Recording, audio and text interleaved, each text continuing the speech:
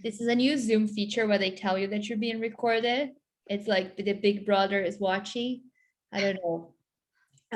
Okay, just waiting a few more people to join. I think they're coming. Right. Welcome everyone to the final Island Networking anniversary celebration with some of our incredible visual arts mentors and one of our former mentees, Mistura, who's here to talk about her journey in the art world as well and her experience and all of those things. We are going to have a really informal conversation about all things careers in the visual arts. So if anyone has a question, feel free to pop it in the chat. I'd also love to know what is it that you do, what is it that you like to get from here, where you're from, because we are just considering how international this panel is actually. We have people from so many countries and so many continents. So I'm sure it's going to be a really fun time. If anyone hasn't seen, we're actually celebrating twice today because we were awarded the DNAD Awards for Side Hustle of the Year. It's very exciting as well. And you can get some prizes if you join our raffle. It's on until the 10th of June. I'll pop all of the details on the chat. But for now, I'm going to stop talking and I'm going to invite our panel to speak. So I'd like all of you to please introduce yourselves and tell us what was your first experience in the art world. So I'll call you by the order that I'm seeing here. So Cassi, you are first. Hi guys, so I'm Cassi. I'm Australian, but I live here in London. My first experience in the art, well, firstly, what do? I'm a senior specialist, head of sale for post-war and contemporary art at Bonhams Auction House. I've always pretty much worked in auction houses, and I started my career in Sydney, Australia. So that would be my first real working experience back in Sydney. I was a gallery manager for one of the major houses there, and sort of progressed through the ranks over a few years before I moved to London. Thanks, Cassi. And yeah, if anyone's interested, we have a podcast with Cassi. You can listen to all of that. And one of her interviews where she thought she was going to bomb the interview, but full disclosure, she didn't. Vivi, you're next. Yay, hey, nice to meet you all. And thanks, Isabel, for having me on this panel. So yeah, I'm Greek German. I moved to London for my MA about 8 years ago. I run the content department and operations department at Art Rabbit, which is a digital platform that promotes events and opportunities in the arts. And I started my career as a writer for an unknown magazine called Arte in Berlin. And then from there, I built myself a little portfolio and then started working at Blaine Southern as an intern. And yeah, now I run Art Rabbit. Thanks, Vivi. Okay, Petra, you're up. Hi, everyone. And Isabel, thank you so much for having me. It's great to be on such a wonderful international panel as well. I started my journey also at an auction house. So I started at Christie's in Amsterdam, where initially I did, just helped out on viewing days, then I moved to valuation days, and eventually I moved to London, where I joined the Impressionist and Modern Art department, and eventually moved to Sotheby's, where I was head of the day sales of Impressionist and Modern Art. And somehow my journey then led into fundraising, because I left London and moved to Manchester, where there is pretty much an utter lack of a commercial art world. So I then moved into arts fundraising, and I set up my own company called the Art PA, where I basically it's art advisory, but I also connect other artists, galleries, collectors to each other. So it's not a competitive art advisory in that way. Thanks, Petra. Mistura, you're up. Hello, everyone. Hi, Isabel. Thanks for having us. This is very exciting. I'm Mistura, and I'm an independent curator and also the founder of ashikọ. which is a platform focusing on diaspora Black art. And we're launching in October, so that's also very exciting. And I'm also working with a Black-led arts organization based in Leicester. And the question was, what was the first experience with art? I'm Italian, so art runs through my veins, and I'm also Nigerian, so double whammy. So I guess, yeah, even going to church on Sundays, you're surrounded by frescoes, so it's sort of, yeah, I was born into it. Very corny, but it's just the reality of it. And also very Italian answer, just reminding everyone that you're Italian. I love that, Mistura. Thank you. Fernanda, you're next. Thank you, Isabel, for having me here. Hello, everyone. I'm Fernanda Moraes. I'm from Brazil, based in São Paulo. I'm the founder of an art advisory office called FV Art Bureau. And we also connect artists to clients, exhibitions. We curate shows in Brazil. We do a lot of stuff apart from advisory. So it's an art advisory office and also a consultancy for art. Thanks, Faye. And Faye was also interviewed on our podcast. So you can listen to her story. She started in fashion. And we also have someone who started in fashion and works in museums and lots of other things. Isa, which is our another fellow Brazilian, which is up next on the conversation. So Isa, it's your turn. Hello, everybody. It's so nice to be with all those amazing women. So exciting. Yes, so I did really start in fashion. I started as a fashion designer back in Brazil, and swiftly moved to London to work in museums. And now I am a fashion lecturer at Central St. Martin's. Thanks, Isa, who was the first ever guest on our podcast as well. There you go. Now we have Valeria. I think you're the last. Hi, everyone. Is it? Okay. Yeah. So I also started an auction house as an intern at Sotheby's in Milan. I'm Italian. And I'm project manager and assistant creator of a Fiorucci trust, but my expertise it's in art, science, and technology. And I also have this collaborative platform, which is called W21, which is a data feminist research platform with two other co-founders.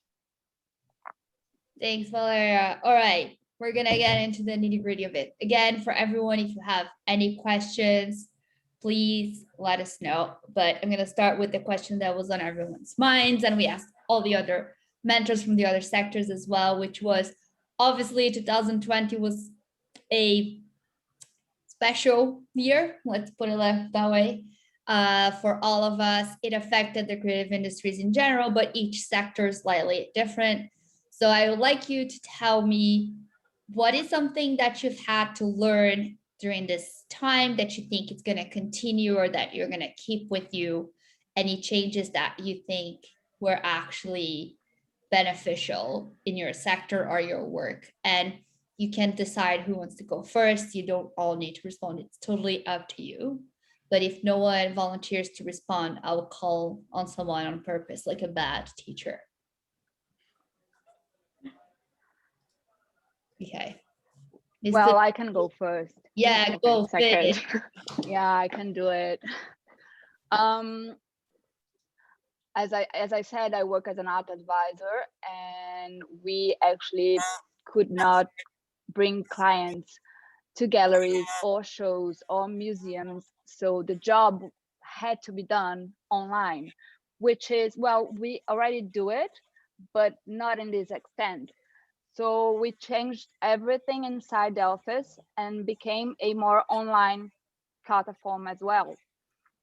This seemed to work, but then I saw a gap that was huge for me, and it became a need to connect artists, young artists that don't have the reach to the clients, and they are not represented by any galleries yet.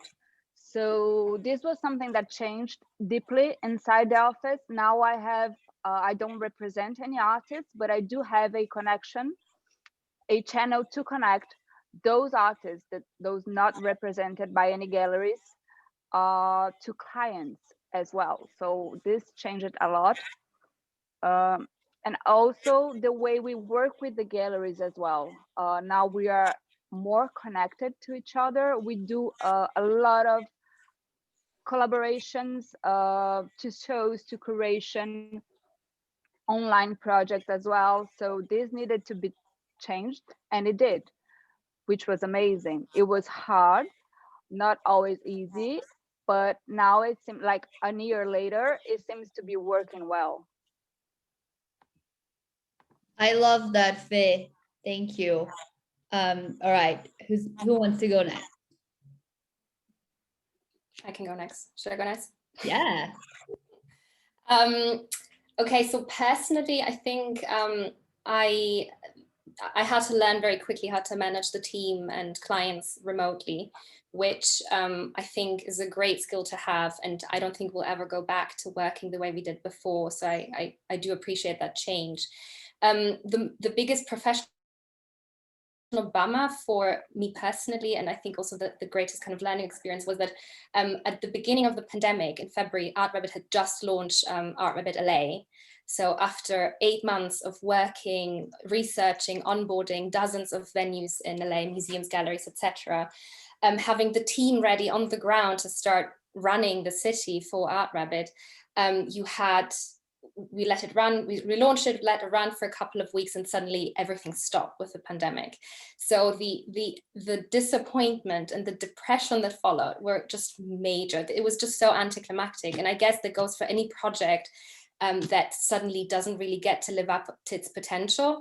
And I mean, yeah, I cried, we had an identity crisis because we suddenly had to just rethink everything. Where do you go next?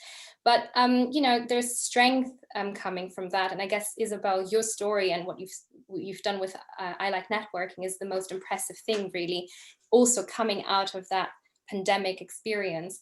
On a broader sense for the entire sector, I think the biggest challenge was to suddenly pivot online. And I have to say, this forced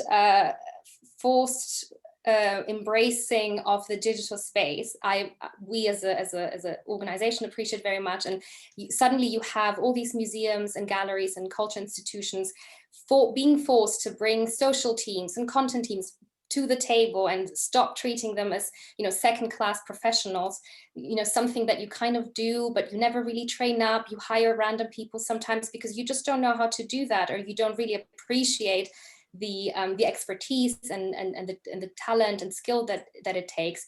So I think that's here to stay. I think that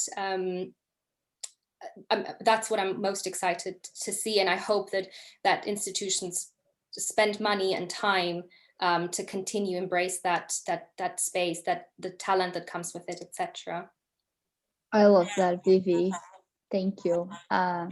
Valeria, I think you wanted to go next. Yeah, I mean, I actually totally agree with Vivi. I think for me it was mostly to understand that it's okay to stop. I mean, it felt, you know, such a massive failure, but I think for everyone, and in a way to be able to mindfully accept it, that we have to rethink everything. For me, it was very liberatory, you know, it gives some freedom to it, which is very, I think, challenging, especially if you work in the art sector. You always have to come up, you know, with new ideas and projects. Otherwise, it feels like you're doing nothing. But, you know, there is a word like in Latin, which is otium, which basically means, you know, you're just taking your time, you know, to think. And sometimes, you know, it feels like we're in the constant loop and we don't take the time to think. And rethinking actually structures is fundamental, because to me, you know, what came out, you know, from COVID is that, you know, the art system was totally not sustainable. I mean, we were just traveling, you know, as crazy, you know, from one fair to the other, you know, from one side of the world to the other. I mean, from a climate change perspective, that is totally something that we need to rethink. And the digital actually brought some clairvoyance, you know, on that side, that we don't need to have a sort of ubiquitousness, you know, being everywhere, you know, being geolocated in London. It's okay, it's fine. You can connect to someone that is in Hong Kong, you know, through Zoom. And I think that for me was very, yeah, honestly, very inspiring. it gave us time, to rethink, we need to heal, I think also, as a sector, we need to heal for everyone. And the arts, has this sort of power to bring new knowledge, to the system. Artists, they has this incredible powers as scientists in a way to foresee what is the future in a different way from somebody else. So I think, we need to tune into this energy and to be able, to accept it also, that it's part of life, it happened. I think, it was a major lesson for everyone, hopefully, to learn from it. Yeah. Thanks, Valeria. Isa, you wanted to say something? Yes, go for it. I want to be a little controversial, if I can. Just Go. stir it up things a little bit. I mean, I agree with everybody saying that the digital has been such a revelation, and we're finally realizing the full potential of what digital actually can do for the creative industry. And it's very much about connecting and talking to different audiences and everything. At the same time, I find, especially for museums, what the pandemic made it very, very aware is the importance of the physical experience. It is the importance of seeing an object in person, because so many museums had to adapt and create, digital exhibitions and digital ways to engage with their audiences. And some have been incredibly creative, some have been quite lacking. I have to be honest, not everybody reached the full potential. But I think what it became very, very clear is, as much as digital can be very interesting and different ways of connecting, you cannot replace the physical experience of being in one environment, seeing all those objects in person. The screen can bring you just so much, but there's a lot that you cannot replace. And I think this is something that to me became quite clear, and so did for many museums. Isa, I was waiting for you to make a comment like this. So if anyone doesn't know Isabella, I met her, full disclosure. This is the importance of networking, okay, guys? I came to London, I knew no one. I asked some friends, a friend had a friend who was friends with Isa in São Paulo, where we're both from, and said she works in, I think you worked for, where did you work at the time? At the He V&A. was at the V&A, yeah, the V&A. And so that I met Isa, and then she told me whatever, and then she told me about the V&A internship, and she helped me to apply. This is how I got my internship there. Because when I moved to London, I thought, you know what, I don't want to be a producer anymore. Maybe I want to work for a museum as a curator. And I went, got the internship. The third day, I called Isa, and I was like, I don't like this. And then Isa was like, wait until they send you to the archive. It's gonna be amazing. And so I was like, okay, I'm gonna go to the archive. I arrived at the archive to get, I don't know, like a Charlie Chaplin costume that was gonna be sent to us or something. I was like, Isa, I don't like this. Like, where is the fun part? And she's like, I don't know. I just don't like people that much. I really prefer objects. And if anyone has met me, I love people. So I was like, yeah, I don't think this is the thing for me. So I appreciate what you said, Isa, and I understand you. But thank you. If anyone doesn't know the backstory, that's literally who she is. She likes old stuff. Thanks, Isa. Anyone else wants to say anything? Yeah, I just wanted to pick up on what I mean, pretty much everyone else has said about, the changes, and we have to rethink. And for me, to be honest, it was initially very much a shock. I'm a bit like you, Isabel. I just want to be with people, as many as possible. And because I'm a one-man band, a one-woman band, I'm used to going to openings and going to the fairs, and all of a sudden I was there with my screen. So the first 4 weeks, I'd say, I was very much out of my comfort zone. And I'm very much someone who feels that people should see art in the flesh. And I think there's something that happens when you are with art in a museum. You become emotional, you start to love something, you see the texture, and that didn't happen. And like everyone else, I had to rethink.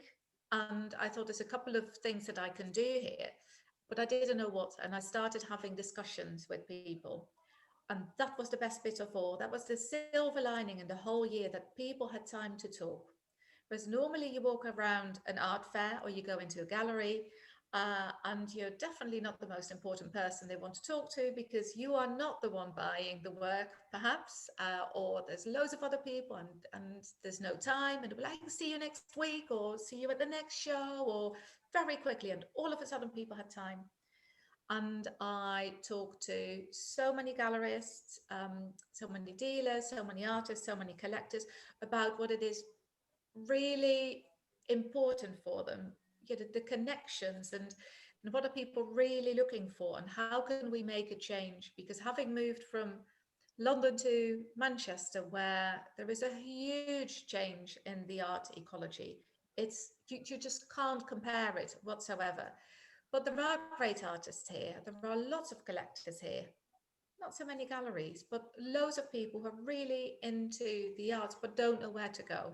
And I managed to connect so many people. And I was talking to quite a lot of my former colleagues who now own galleries, and they would say, gosh, we never thought about it this way. How can we be more inclusive? How can we attract more people to what we do? What is it that we need to do to lower that threshold? And I'm really glad I managed to have a lot of these discussions. And I feel strongly that moving forward, we will all have more of those discussions and try to make the whole art ecology more inclusive. And apart from, the environmental issues and staying at home and not rushing to the fairs. At the same time, I can only agree with Isabella. We need to go to a museum. I'm involved in Manchester Art Gallery here, and I think they did a good job during lockdown, but like many other museums, a lot of staff are on furlough, and there is only so much you can do in 24 hours. Yeah, 100%. The furlough is definitely something to be considered. Cool. Thanks, Petra. Does anyone else want to say anything? I'm happy for you to jump in. Otherwise, I'll go to the next questions. Mistura, I'm unmuting you because you were moving, but you don't have to say anything. You could just give one of your inspirational speeches as you usually do. I was going to echo everyone, really. I think my biggest change is sort of learning to pause, just pause, and forcefully so, but actually, I think now as things are opening back up, actually not going back to the old patterns that we learned. And especially for me, it wasn't just the pandemic, but also the social justice movement and how intense it was, because everything was digital, right? So we feel more through digitals, and there's so much talk and there's so much seen on social media. So actually pausing and taking a step back. And I think, as Petra said, I value the connections, and yeah, suddenly everybody's got time to talk, Yeah. and actually connecting. And I think as humans, we're social beings, so we have to actually be able to make those connections. And I absolutely 110% echo Isabella. We need to be back in physical spaces and actually interacting with the work and let it move you, right? But then at the same time, Isabella, I think in terms of accessibility as well, we have to rethink about, because we're thinking now able body, right? But then our other like sort of differently abled brothers and sisters, how do they interact with art? So even in terms of accessibility, which is a huge issue that is very at the core of my heart, I feel like we need to rethink. So like, at the same time, I think rather than it being just physical and digital, let's marry them together, and create something beautiful. I don't think we're there yet, but I feel like we were getting there, and we always adapting, so we will come up with something amazing as creatives. That's but I think I'm very keen to not go back into the old patterns of 1 minute you're in Venice, 1 minute you're in Basel, or you just keep constantly moving, when actually really and truly just pause, just pause and take a minute. And I feel like as well, because of the art fair culture, you don't actually really stop and digest what you're watching. It's just on to the next thing. And we're losing the touch of experimentation as well, aren't we? So it's very much routine, and I'm no routine gal, just pausing is my message. I agree, Mistura, and I think it goes a little bit with what Petra said to also, take care of what's around you, the discovering local scenes. Cool. All right. We've had some questions for some of you, and again, you can jump in at any point. One of them was, how do you start to establish yourself as an independent curator?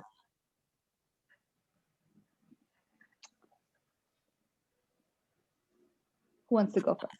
Make friends. Make friends with the artists. That's the rule number one. Be their best friends. Invite them for dinner, go out, and then the invitation for, it's a joke, but really and truly, that's how it started.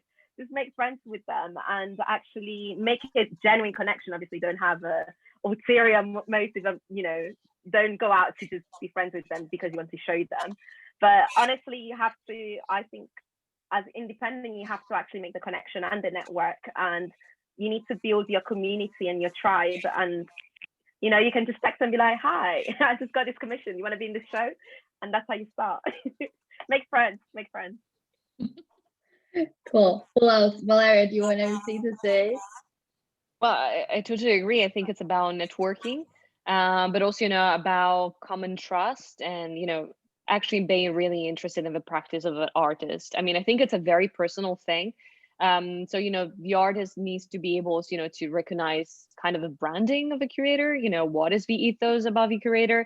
I think, that is it's crucial. It's important, for you to be kind of, sort of a stable point for the artist, to reach out to if they want, to have specific answers. And I think, personally, I think that being like to have a sort of specializations into something, I think it's crucial, especially nowadays. It's good to have, to be, generalistic and know about everything. But at the same time, that is impossible. We can't do that. So, if you have your sort of niche of, of practice and something that is really intriguing you, that you're really interested about, I think that is crucial because, that passion that I think comes through. Yeah. Thank you. Anyone else? Any more advice before we move on to question number 2? Okay, no one raised their hand, so I'm going to continue.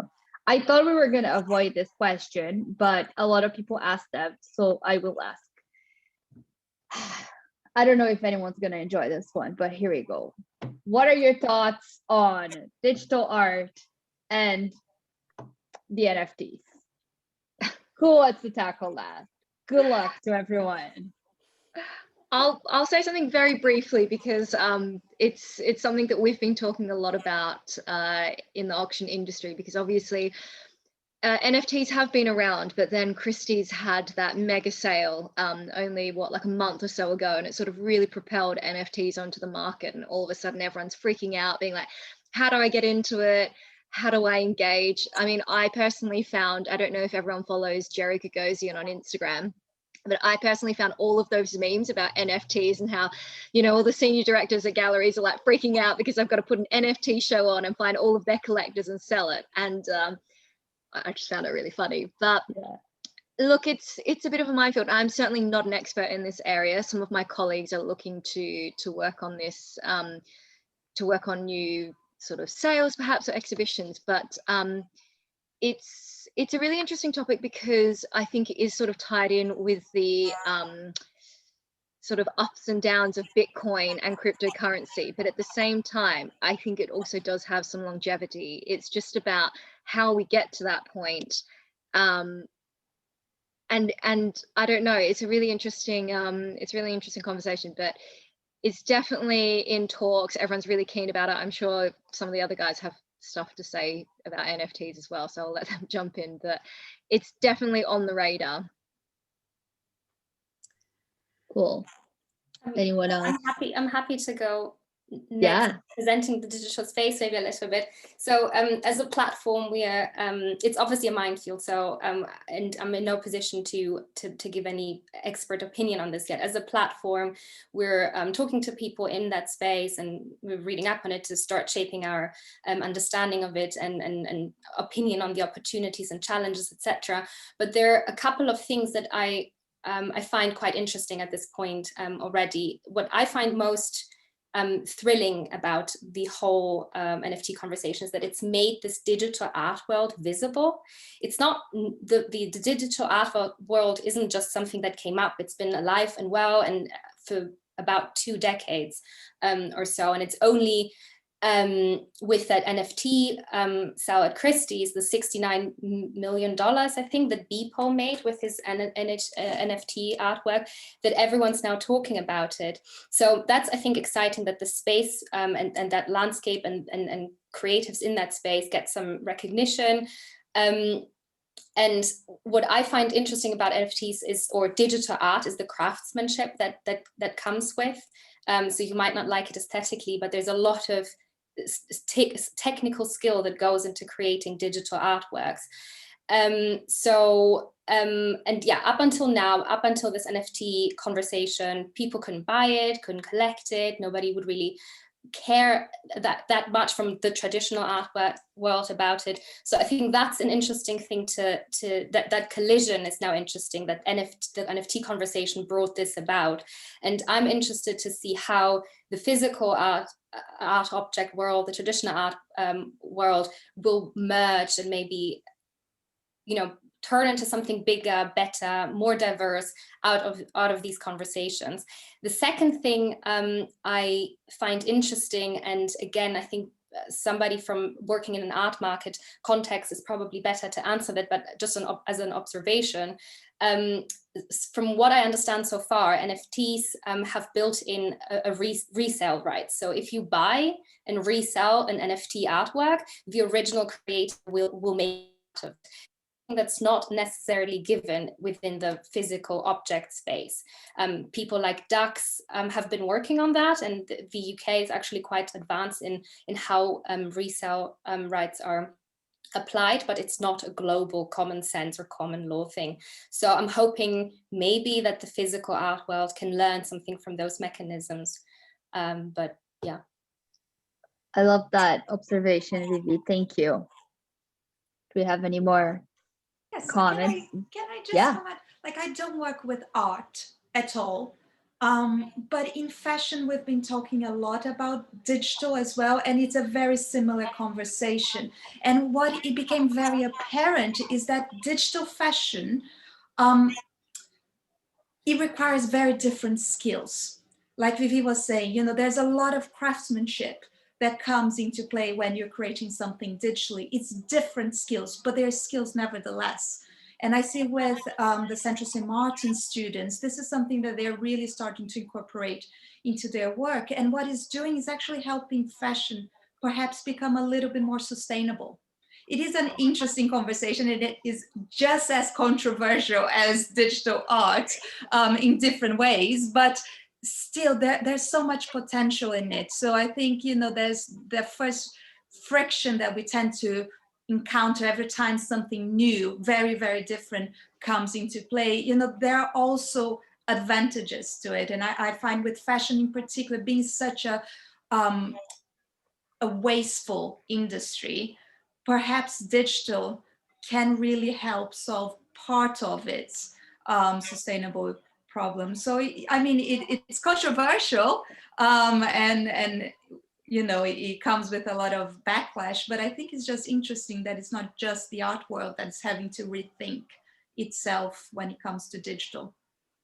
Yeah, that's true though. Thank you. Valeria, you're up.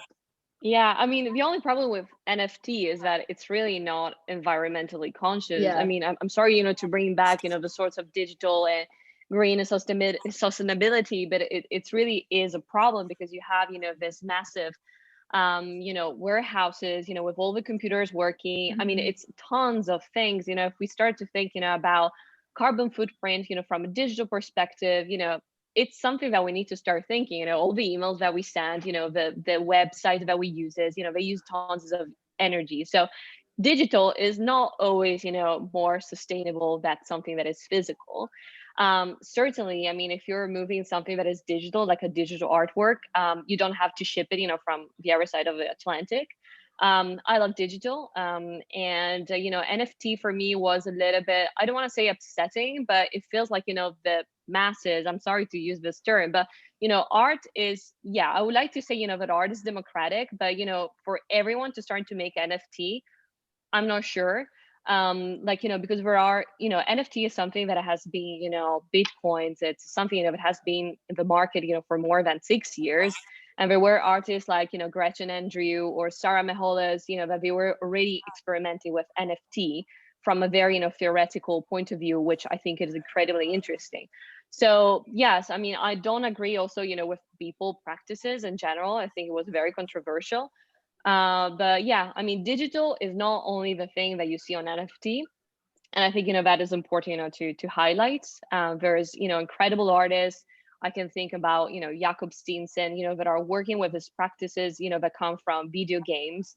And they try to integrate, the sorts of new ecosystem and the environment into the digital, which I think is incredibly interesting. And just to go slightly back on what we were saying before, about the importance to be in personal space, I think that is crucial.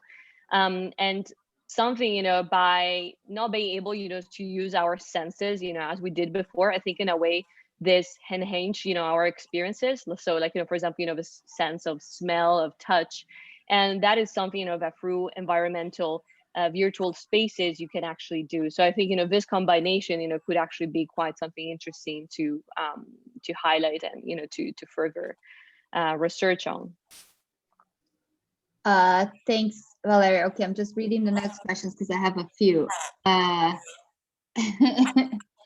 right. I'm gonna try to get to there's two ones that I still need to get to, but I'll do my best. All right. Lily asked if anyone had any tips on how you built your communities or networks of like-minded creative people, especially in times of COVID. So tips, suggestions, how you did it. Isabel, I feel like that's a question for you because you have shown us a masterclass of that this past year. Yes, that's really, I can give you the masterclass as well. But my strategy is just to go after the people that I want to meet and ask them to do things for me, basically, as you are seeing right now. And so I just go and talk to people like a maniac, essentially. I'm a little bit of a LinkedIn stalker, but yeah, if anyone has any more tips. I know Valeria spoke a little bit about that on her podcast with us as well. I totally forgot what I said. Okay. Cassie spoke a little bit about that as well. I think it's all about, I think you need to put yourself out there in any way you can. And I would just say, Lily, there are lots of online organizations like beyond obviously Allied Networking, but there are other arts organizations that do lots of different things and events and panels, and it's about reaching out to others. And sometimes it starts just with your peers, right? Like your colleagues. You don't always need to think about networking with just whoever is the director of something, because you can evolve with people together. I'd say that, but cool. Thanks, Lori. You're doing lots of messaging on the chat for me. So Joe asked, isn't most of the art world developed by men? As women, how would you change this if you could? Good luck again, because Joe decided to throw a really big question. It's a very good question. It's a good question. I'd love to say something about that. And that is because as a foreign woman, I have not ever been held back at the auction houses. And I think I came in with an open mind. And whilst I worked at Christie's for 10 years, I think. At the time, it was still a little bit male dominated.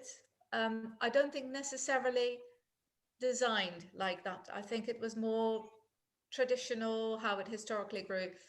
I didn't know what Eton was, for example, where, probably about 90% of the men had gone to Eton. I had not a clue that was the best boys' school in the country. And so I treated everyone very much the same. They not ever held me back at all. And then I went to Sotheby's, where I was a woman head of sale. We had a woman head of the department. We had an international head of the department that was a woman. The business manager was a woman. And to me, that was very inspiring. And I know it's not like that everywhere, but sometimes it worries me a bit that people think that the whole art world is against women. And I'd very much like to say it isn't the case. I have worked for and with women a lot. And I think you can be really unlucky, you can be lucky, but keep the spirit up, keep the hope, keep fighting, because it definitely, you can get there, it can be done. Just don't be afraid and be nice to people. Be nice, it's a great one. Okay, anyone else? I totally agree with Petra. No, go Isabella. No, I can go. I can go after you. I've been talking too much. Go. Go. I believe it's not about changing it. That's the first thing. I believe it's about being a part of it. So we can work with men, and we do have space in art to work with men. I never ever felt that I couldn't do what I do because I was working alongside men. Sometimes I was early in the beginning, and I told Isabel that in my podcast, I would sit in tables with collectors, huge collectors, who were mainly men. And that would be a little bit intimidating because I was so young in a table full of very, very experienced people who happened to be men, but there were women as well. And I believe it's about finding your space, communicating what you want to, and working alongside everyone, regardless if it's a man or a woman. I believe there is space to everybody as well.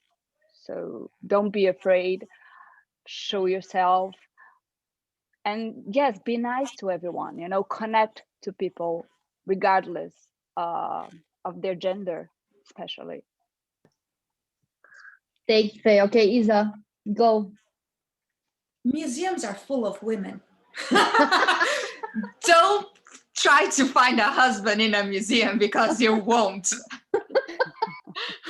I mean, my museum studies, there were no men, and there were no men in the year above mine and the year below mine. And when you actually work in a museum, the majority is women. Although that said, still the highest position are still run by men. So directors of museums tend to be men, but this will change because eventually they will start retiring. Those are there because they have been there for decades, but the market itself has changed. What I would say is for museums specifically, I'm not talking about the art in auctions or any of that because I don't understand, but in museums, I think what we really need to address is not the gender diversity, but it's other types of diversity. It's still very much a white, Eurocentric workforce. So I think this is where we need to start looking now. I think women have created a lot of positions in the last decade or so. There are very important curators working in museums and, higher up. There are women, but now we need to address a much bigger issue, which is diversity in terms of ethnicities, in terms of voices, in terms of, everything else. I think this is where really museums need to be looking. I agree, Isa. Yeah. Anyone else? But that's true. Faye spoke on her podcast a lot about that, about the intimidation of and I actually had a boss in a museum who was married to someone there, and he was a guy. She was obviously not a girl. A guy, she was a woman. And so she found love in a museum, Isa, to contradict your opinion. That's so rare. In full honesty, he was the only man in the whole department. So, yeah, I think you have a point. But I would say for anyone, keep at it. Okay, guys, we're about to wrap up soon. And Cassie asked for one question that I think will be really nice to start wrapping things up. So she asked, what's one piece of advice you wish someone had given you when you started your career? So who wants to go? Fe? I'll Yeah. jump in. Oh, sorry, did I interrupt someone? I think a piece of advice that I would probably give myself is to be more true to who you are when you're starting out, not to be afraid to be perceived perhaps as too punchy or too aggressive or too demanding. I think when I started out, I was quite concerned with how perhaps my colleagues perceived me, how my boss perceived me, how clients would perceive me. I would be afraid to go in and ask for a pay rise. I'd be afraid to ask for certain things that I wanted. And I now have figured out that you should just really be true to who you are. If you want that pay rise, go and ask for it if you can present the right qualities. But I was often quite scared to really put myself forward and to really ask for what I thought I deserved. So that would be one thing that I would give advice to myself. Thanks, Cassie. Okay, who wants to go next? Isa, do you want to go next? Oh, sorry. Sure. Go, Valeria. Go. Oh, okay. Oh, sorry, Isabella. Yeah, no, I would say something, just to add, what Cassie said. I completely agree on that. Just try to be honest with yourself. And secondly, if you feel that you're being gaslighted, you probably are. So don't accept situations in which you don't feel comfortable. I know it's very complicated and difficult, especially like when, you're a young intern, you're a woman, probably, male centric, Western world in the art sector. It's very difficult, to raise your voices. But, I think there is very, sort of slight boundaries that needs to be kept. And that I think, it's important, to remember, to those young women that are starting into the art sector and, in every sector, but, just try to, remember that, if you're feeling something that is probably right. And if you feel that you have to raise some concerns, you should feel to be able to do so. I think that's what I would suggest to my to my young self. I love that. Okay, Mistura. It feels weird for me to think about what I would advise to my young self, given that I'm 26. But what would I advise to my 21-year-old self? Is I think as a founder, and my ashikọ has been a dream of mine since I was at university studying history of arts and architecture, and then sort of, I guess, coming from that academic background and sort of the transition between theory and practice it's a huge and very, very scary jump to make. And sort of there's no such thing as perfection once you start something, whether it's a job, whether it's a new organization or company or an exhibition. So the advice, sorry Nike, but it would just be to do it. Hashtag not sponsored, but you should definitely sponsor I Like Networking. Just do it. There's no such thing as perfection.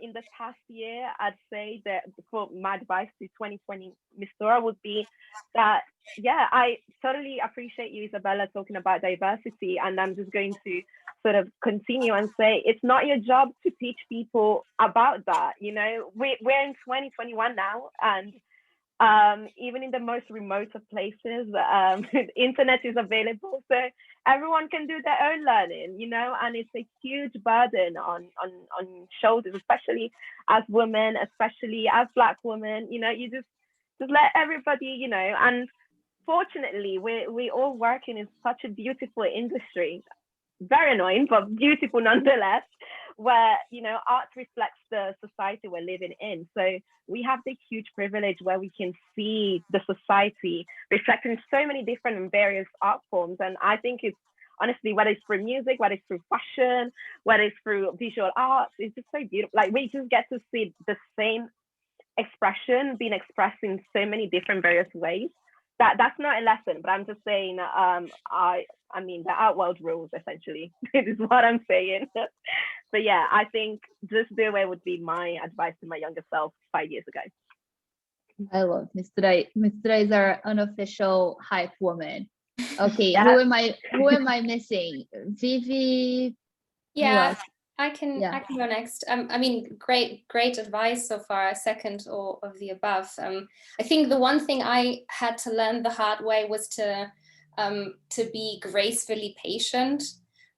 So, you know, work pays off. It just takes time, and if you don't find success instantly, doesn't necessarily mean you're doing something wrong, or, you know, don't despair, don't over dramatize it, just enjoy the ride. And I think I've never thrown in the towel throughout my career, but I definitely had really desperate times where I would like drive my sane, where I would be so frustrated because I couldn't find, or I couldn't see success, or whatever, the end of the light at the end of the tunnel. And I think that's a silly attitude, because really, and somebody put this to me with a hiking metaphor, because I like to hike. So they said, you need to just like when you go on a hike, you put one foot in front of the other again and again until you make it. And you need to allow yourself the opportunity to be present in the moment, and really look around you and enjoy the little joys, enjoy the little successes, enjoy the beauty and the learnings that come of it, and not just, you know, wait to arrive at the top and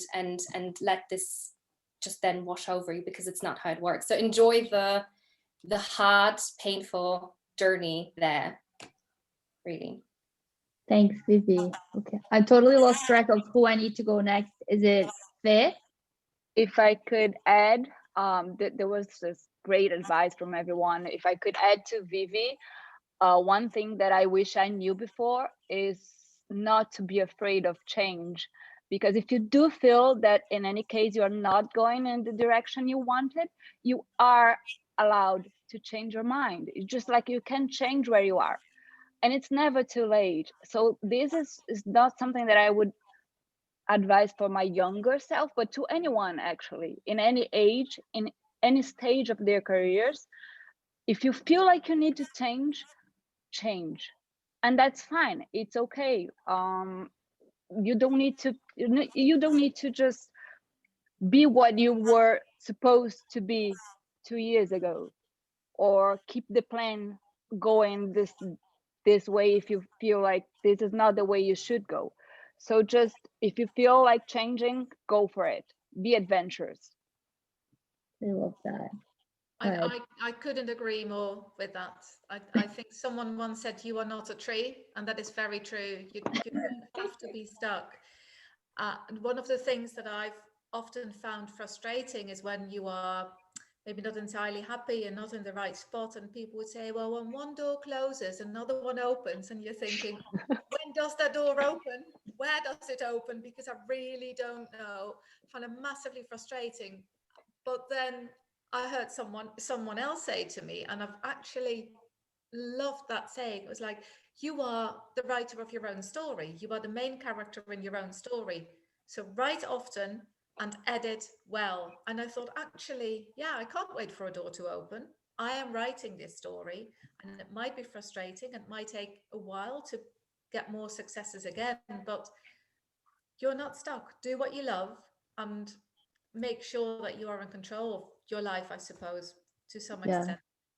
I love that, Petra. My mom used to say this whole door thing to me when I was younger, and one day I told her, like, well, I don't think there's a door. I mean, at max, there's like a little window I can break. Yeah. It's just like, I don't see no doors. Some windows maybe, but this door thing, no one can see that. Guys, thank you so much. Okay, we have one more question that it's really long, so I'll see if anyone can give like one tip, and then we'll wrap up. So Arezu asked, she's an Iranian visual. I don't know if it's a she, to be honest. I am an Iranian visual artist with distinctive style in ink and background in animation. I would like to know if, as an artist, I should consider curators and galleries' taste, or do I need to do and try to connect the right people who enjoy my work in order to showcase my work? So I guess, like, does she need to go to find people who like have the same taste in her or not? That's what I got from it. So any curators or people who experience in galleries, this is the time for you. I'd love to say, just stay true to yourself, stay authentic.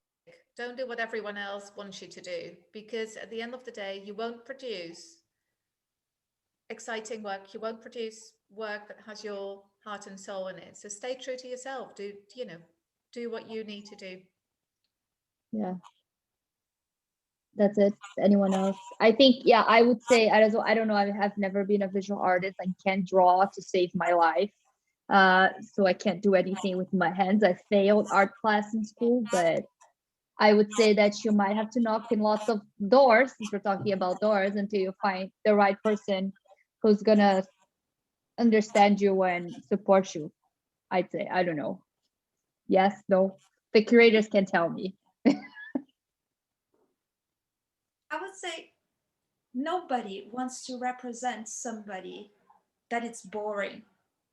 You know, like it's not what we want. We want to know who you are and how your art can move us. And you won't move everybody, but as long as it's true, and I agree with Petra 100%, like don't try to, you know, fit in with the taste of somebody else. I mean, what do they know? You know, like trust your taste. And there will be somebody that will appreciate it. Don't worry. There are people out there that will appreciate for who you are.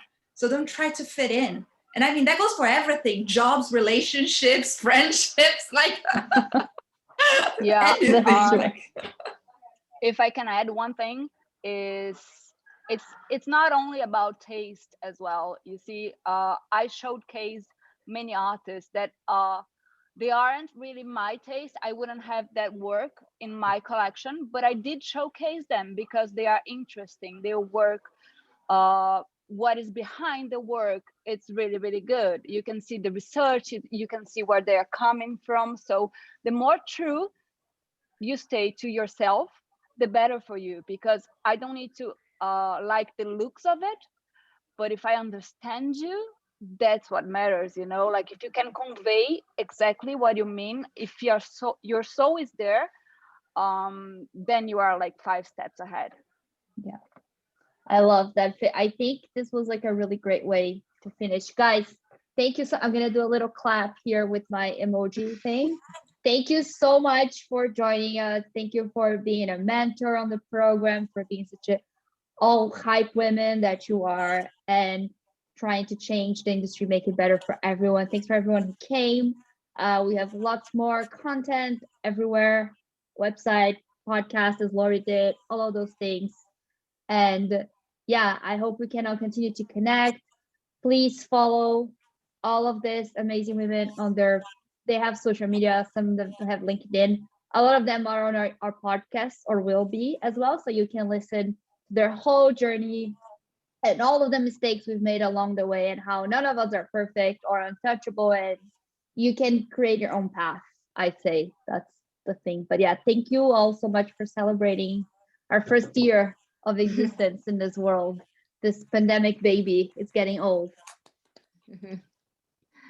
Thank you guys so much. Thanks everyone. Thanks for having us. Thank you. Take care. Bye guys. Ciao. Bye.